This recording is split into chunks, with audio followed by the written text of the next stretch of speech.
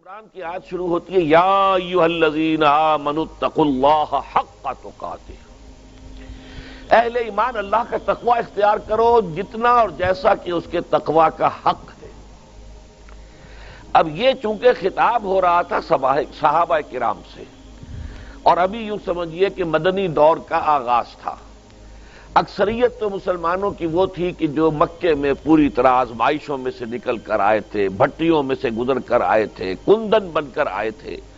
ایمان اور یقین ان کے ریشے ریشے میں، ان کے رگ و پے میں سرایت کیے ہوئے تھا، لہذا وہاں تو خطاب ہوا یا ایھا الذین آمنوا، اے اہل ایمان اب یہ کرو، اللہ کا تقوی اختیار کرو، اللہ کی اطاعت اختیار کرو۔ آج چونکہ ہمارا معاملہ یہ ہے کہ بدقسمتی سے ہمارے پاس وہ دلی یقین والا ایمان نہیں ہے۔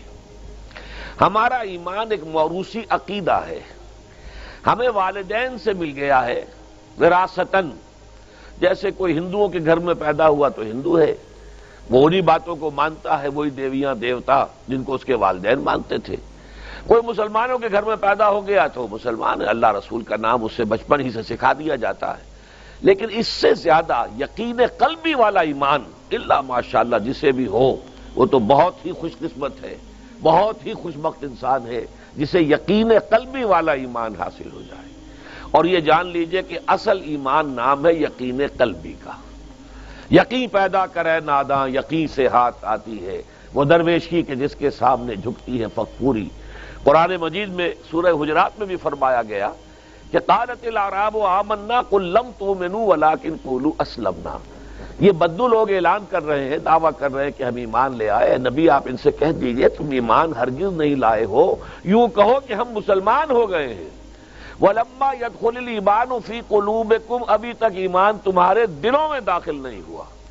یعنی جب اسلام کو غلبہ حاصل ہو گیا، نبی اکرم صلی اللہ علیہ وسلم اور آپ کے ساتھیوں کو، صحابہ کرام کو عرب میں طاقت کی حیثیت حاصل ہو گئی، تو اب لوگ جو ہیں جوق در جوق، فوج در فوج ایمان میں داخل ہو رہے تھے۔ اذا جاء نصر اللہ والفتح ورأیت الناس يدخلون فی دین اللہ افواجا۔ لیکن یہ جو فوج در فوج آ رہے تھے، ان کے ایمان کی وہ کیفیت نہیں تھی کہ جو ابتدا میں ایمان لائے تھے۔ جو لوگ شروع میں ایمان لائے تھے وہ اپنے گھر بار چھوڑ کر، اپنے باپ کو، ماں کو، بھائیوں کو چھوڑ کر، رشتے کاٹ کر، پھر یہ کہ انہیں پتا تھا کہ جیسے ہی ہم کہیں گے اشہد ان لا الہ الا اللہ واشہد ان محمد رسول اللہ، میں مار پڑنی شروع ہو جائے گی، ہمارے اوپر سختیاں آئیں گی، ہم پر سخت قسم کی پرسیکیوشن ہوگی، تشدد ہوگا۔ لہذا اس وقت تو ایمان وہی لاتا تھا جس کے دل میں یقین پورا پورا پہلے سے پیدا ہو گیا۔ لیکن بعد کے دور میں ظاہر بات ہے کہ اب جیسے طاقت حاصل ہو گئی تو طاقتور کے ساتھ تو سبھی مل جاتے ہیں۔ لہذا ایسے لوگ بھی آگئے جن کے بارے میں میں نے ابھی آیت آپ کو سنائی، آیت نمبر 14 سورہ الحجرات کی، کہ تم اپنے آپ کو مسلمان تو کہہ سکتے ہو، مومن نہیں کہہ سکتے، اس لیے کہ مومن تو وہ ہوتا ہے جس کے دل میں ایمان کھپ گیا ہو۔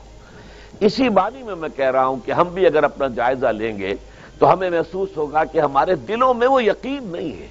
یقین تو اگر ہو تو ہماری زندگیوں میں انقلاب آ جائے گا۔ پھر تو یہ ہے کہ لوگ ایک دوسرے کو دیکھ کر یوں سمجھیے کہ ان کے ایمان کے اندر اضافہ ہوگا۔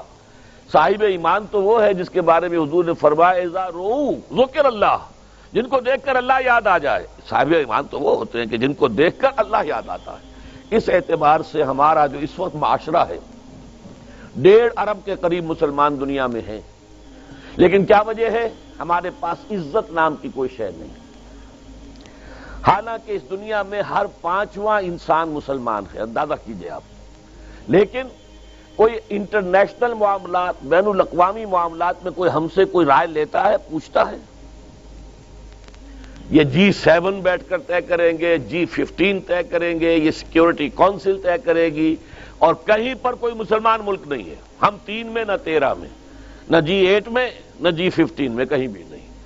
ہمارے وسائل پر دوسروں کا قبضہ ہے۔ اب تو تیل بہت بڑی دولت تھی عرب ممالک کے پاس، اب آپ کو معلوم ہے خلیج کے اوپر پنجے گاڑ کر امریکہ بیٹھ گیا ہے، اور اس کے اتنے بڑے فوجی اڈے جو ہیں وہاں قائم ہو چکے ہیں، اس سرزمین میں جہاں سے کہ اللہ کے رسول نے حکم دیا تھا کہ یہود اور نصارہ کو نکال باہر کرو، آج وہاں پر ان کے اڈے ہیں، بیسز ہیں بہت بڑے بڑے۔